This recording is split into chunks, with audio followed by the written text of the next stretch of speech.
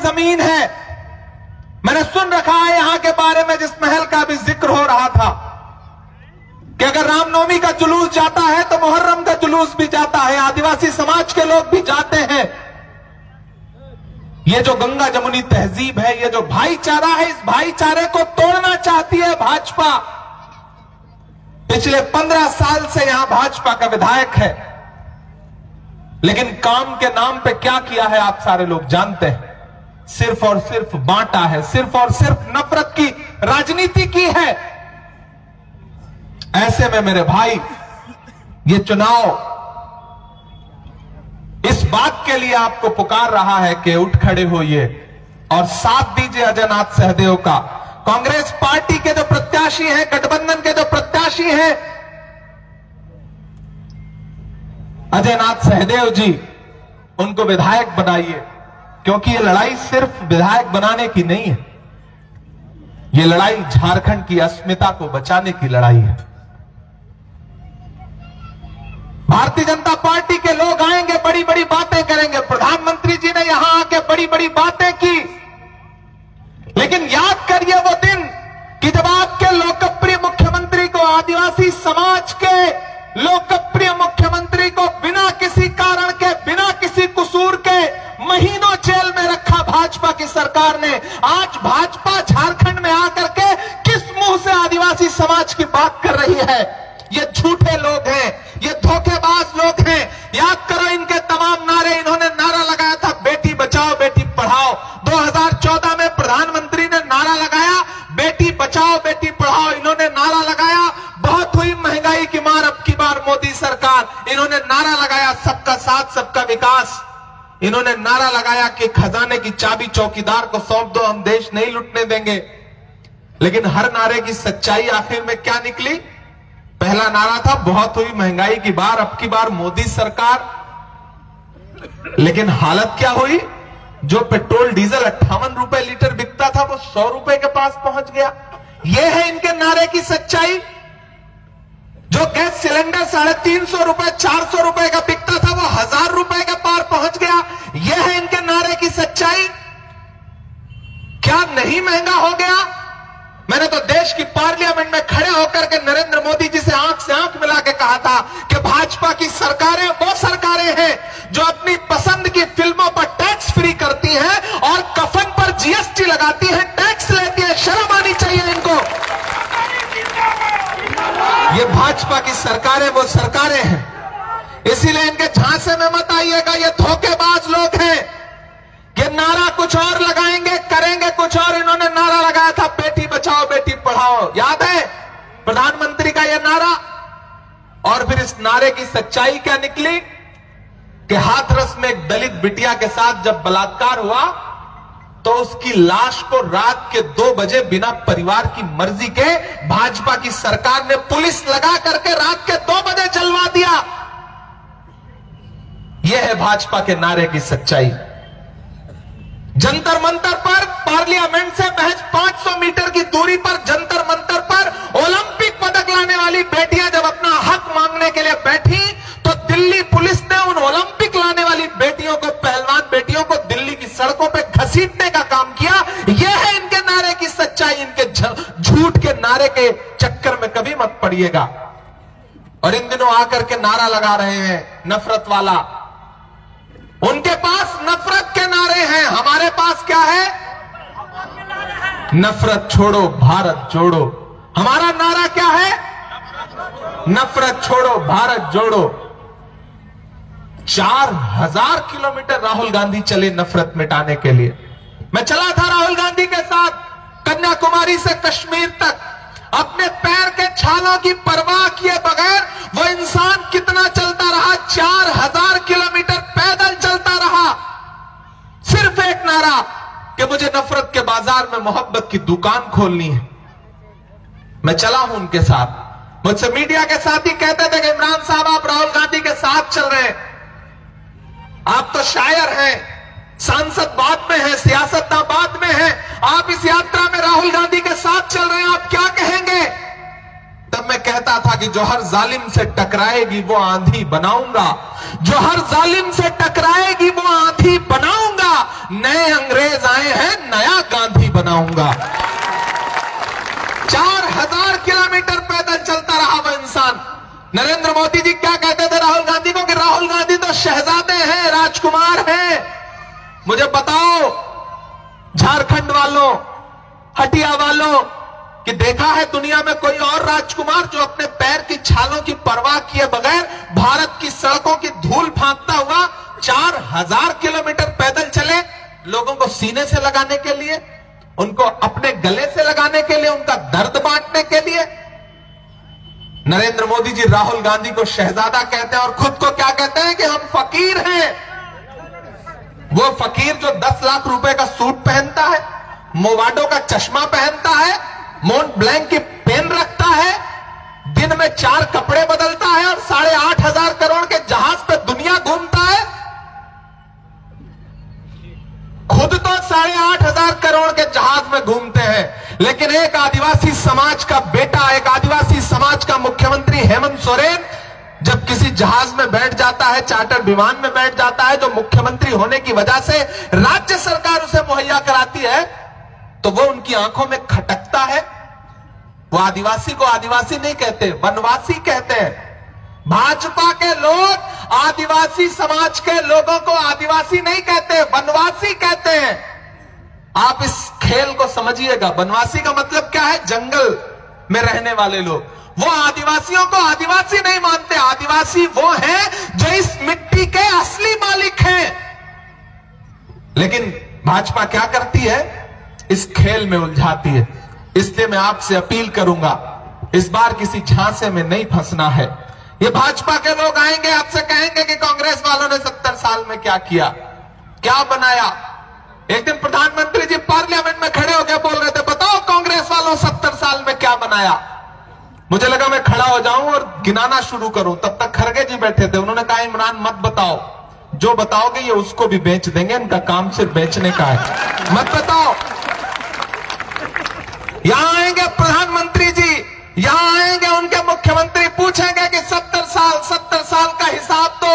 अरे मैं तो कहना चाहता हूं कि जो भाजपा अपना चलाया हुआ 2000 का नोट 7 साल नहीं चला सकी, वो हमसे 70 साल का हिसाब मांगती है। इनके झांसे में मत आइए, इनके धोखे में मत आइए। ये झूठे लोग हैं। और यहां अलग अलग समाज के लोग बैठे हैं। ये मोहब्बत की जमीन है, इसमें कौन हिंदू है, कौन मुसलमान है, कौन सिख है, कौन ईसाई है, किसी में कोई फर्क नहीं। जो जैसे आया वो वैसे बैठ गया। ये तो कपड़ों से पहचानने की बातें करते हैं। नफरत को पनपने नहीं देना है। झारखंड में, हटिया में नफरत को हराना है, मोहब्बत को जिताना है। लड़ाई सीधे 2 लोगों के बीच में है, भाजपा और गठबंधन के बीच में। इसलिए मैं यहां के उन साथियों से भी गुजारिश कर रहा हूं कि जो पिछली बार किसी मलाल की वजह से भितरघात कर गए थे, मैं उनसे भी अपील कर रहा हूं। मुझे पूरी खबर है, मैं दिल्ली में रहता हूं, इसका यह मतलब नहीं कि मैं आगाह नहीं रहता।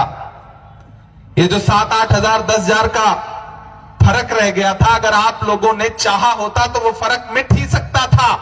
तुमने चाहा नहीं, वरना हालात बदल सकते थे। ये मेरी आंख के आंसू उनकी आंखों से निकल सकते थे। तुम तो ठहरे ही रहे झील के पानी की तरह, दरिया बनते तो बहुत दूर निकल सकते थे। मैं आपसे साथियों गुजारिश करूंगा कि इस बार किसी झांसे में नहीं आना है।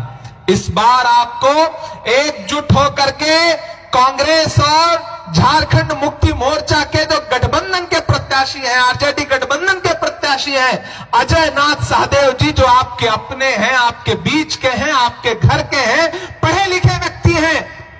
एक को आपने 3 बार मौका दिया है और एक आपसे 1 बार मौका मांग रहा है। तो मेरी आपसे गुजारिश है कि अपना एक वोट लेकर के घरों से निकलिए। 1 नंबर पर है ना इस बार, मतलब पहले से ही 1 नंबर पे है, तो फिर रहना भी 1 ही नंबर पे है। तो इस बार जो पिछली कोर कसर रह गई थी ना, उस कसर को भी पूरा करिए, घरों से बाहर निकलिए और आज से इस चुनाव को अजय नाथ सहदेव बन के लड़िए, हेमंत सोरेन बन के लड़िए, इमरान प्रतापगढ़ी बन के लड़िए, राहुल गांधी बन के लड़िए। और नफरत के खिलाफ लड़ाई समाज के हर व्यक्ति को लड़नी पड़ेगी, तब आप इस लड़ाई को जीत सकते हैं। उनके पास संसाधन बहुत हैं, पैसा बहुत है, हेलीकॉप्टर ढेर सारे उड़ रहे हैं, लेकिन हमारे आपके पास हौसला है, जज्बा है, खुददारी है, स्वाभिमान है। और मैं तो पूरे झारखंड वासियों से कहना चाहता हूं कि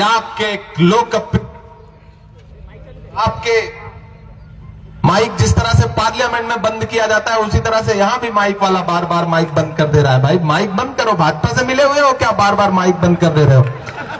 लेकिन आप माइक से हमारी आवाज को नहीं रोक सकते। कहा गया है, सुना गया है, कोई न बोले, जबान दराजों को मशवरा है, कोई न बोले। अजीब लुकनत पसंद हाकिम से वास्ता है, जो चाहता है, जो सोचता है, कोई न बोले। लेकिन हम बोलेंगे, हम आवाज़ें बुलंद बोलेंगे। मैं इसलिए जिंदा हूं कि मैं बोल रहा हूं, दुनिया किसी गूंगे की कहानी नहीं लिखती। मेरे भाई, इस बड़ी लड़ाई में मैं आपके बीच में अपना दामन फैला करके कांग्रेस प्रत्याशी के लिए, गठबंधन प्रत्याशी के लिए अपील करने आया हूं कि इस लड़ाई में आपको साथ देना है। मैं एक नज्म आपको सुनाता हूं, वो नज्म नहीं सुनाऊंगा तो आपको लगेगा कि मैं इतनी दूर आया था और ऐसे खामोशी से चला गया। याद करिए वो नारा प्रधानमंत्री जी का 2014 में कि भाई देश के खजाने की चाबी हमें सौंप दो, हम देश नहीं लूटने देंगे। याद है वो नारा? मैं चौकीदारी करूंगा। अब तो मैं उसी चौकीदार से पूछना चाहता हूं कि कहां सोया है चौकीदार? आप लोग थक गए हैं क्या? तो मुझे लगना चाहिए कि मैं जिंदा दिल लोगों के बीच में खड़ा हूं। मुझे ऐसा ना लगे कि मैं सोए हुए लोगों के बीच में खड़ा हूं। हौसले के साथ देखिए, चुनाव जो है ना, वो जज्बे से लड़ा जाता है, हौसले से लड़ा जाता है। जंग में कागजी अफराद से क्या होता है, हौसला लड़ता है, तादाद से क्या होता है। तो आपको उस हौसले के साथ इस इलेक्शन में आगे बढ़ना है। मैं तो पूछ रहा हूं उस चौकीदार से जो झूठ बोल करके चौकीदारी का वादा करके देश की सत्ता पे आया, कि कहां सोया है चौकीदार, कहां सोया है चौकीदार। तैयार रहिएगा अगली लाइन पे। कहां सोया है चौकीदार, कहां सोया है चौकीदार। विजय माल्या नाक के नीचे से हो गया फरार। कहां सोया है चौकीदार, कहां सोया है चौकीदार। के चाय बेचने वाला पूरा भारत बेच रहा है। बेच रहा है कि नहीं बेच रहा है? बेच रहा है कि नहीं बेच रहा है? चाय बेचने वाला पूरा भारत बेच रहा है। इसी काम में हासिल उसे महारत बेच रहा है। कि रेल बिक गई, तेल बिक गया, बिका हवाई अड्डा। अब एक भी हाथ खामोश नहीं रहना चाहिए अगली लाइन पे। कि रेल बिक गई, तेल बिक गई अड्डा। रेल बिक गई, तेल बिक गया, बिका हवाई अड्डा। सब कुछ बिकता देख के खुश हैं अपने जेपी नड्डा। के जनता महंगाई की मारी, जनता महंगाई की मारी करती हाहाकार। कहां सोया है चौकीदार, कहां सोया है चौकीदार। बहुत शुक्रिया दोस्तों। बस एक बात आपसे आखिर में कहना चाहता हूं कि बहुत दूर से चल करके आपके बीच में आया हूं। झारखंड पर दिल्ली वालों की, असम वालों की, गुजरात वालों की, वहां के जो हाकिम है ना, उनकी बड़ी साजिश वाली नजरें हैं। अपने सूबे को बचाइए। नफरत आपके सूबे को अपने आगोश में लेना चाहती है, लेकिन आप झारखंड के लोग हैं। बहन कल्पना सोरेन जब नारा लगाती है कि झारखंड झुकेगा नहीं, इंडिया रुकेगा नहीं, तो यह नारा भाजपा वालों के कलेजे में तीर की तरह चुभता है। इसलिए भी मैं आपसे अपील कर रहा हूं कि देखिए, ये जितने झंडे यहां पे लगे ना, एक तरफ लालटेन है, एक तरफ तीर कमान है और एक तरफ हाथ का पंजा है। लालटेन जलाओगे तो रोशनी होगी, बिल्कुल बिल्कुल सर। और तीर कमान चलाने के लिए हाथ की जरूरत पड़ेगी। हाथ से ही तीर खींचोगे ना, पंजे से ही तो तीर खींचोगे। तो इतना अच्छा एकजुटता बना लो, इतना अच्छा गठबंधन बना लो। नेताओं ने गठबंधन बना लिया है, जमीन पे अगर कार्यकर्ता भी गठबंधन बना लेंगे। राजनीति में छोटी छोटी शिकायतें, छोटी छोटी मनमुटाव ये होते रहते हैं, लेकिन हटिया वालों एक बात याद रखना, जब लड़ाई बड़ी हो तो छोटी छोटी चीजें नजरअंदाज करनी पड़ती, छोटी छोटी चीजें नजरअंदाज करनी पड़ती हैं, वरना लम्हों ने खता की थी, सदियों ने सजा पाई। याद रखना मेरी इस बात को, ये जब्र भी देखा है तारीख की नजरों ने, लम्हों ने खता की थी, सदियों ने सजा पाई। इसलिए इस बार बिल्कुल नहीं चूकना है। जेएमएम, कांग्रेस, आरजेडी, जिसके जो भी चाहने वाले, जो भी कार्यकर्ता हो, एकजुट हो जाइए। बिल्कुल एक निशाना आपके दिमाग में हो, जहां कांग्रेस का प्रत्याशी है वहां हाथ का पंजा आपका निशाना होना चाहिए, जहां जेएमएम का प्रत्याशी है वहां तीर कमान आपका निशाना होना चाहिए, जहां आरजेडी का प्रत्याशी है वहां लालटेन आपका निशाना होना चाहिए। अगर आपने एकजुट होकर के वोट कर दिया तो फिर से झारखंड में हेमंत सोरेन को मुख्यमंत्री बनने से कोई ताकत रोक नहीं सकती है। इसलिए बस इतना, यहां माएं बहनें भी बड़ी तादाद में बैठी हैं। मैया समाज योजना, मैया सम्मान योजना जो चल रही है ना, अगर चाहती हैं कि और बढ़े, इसकी धनराशि और बढ़े, तो फिर घर में एकजुट होकर के एक साथ उस दिन निकल करके जाइए और अजय नाथ सहदेव को वोट दे करके उन्हें विजयी बनाइए।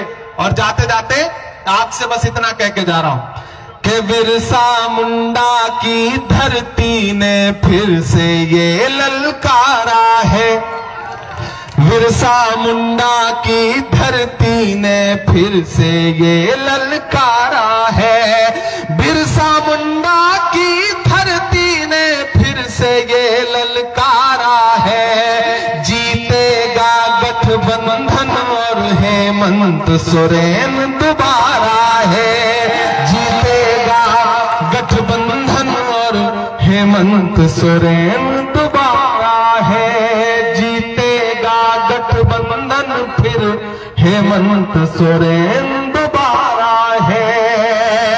बहुत शुक्रिया, आपसे वादा करता हूं आप अजय नाथ सहदेव जी को जिता के विधायक बनाइए, झारखंड में गठबंधन की सरकार बनाइए। फिर आपसे मिलने के लिए, आपका शुक्रिया अदा करने के लिए आपके बीच में आऊंगा।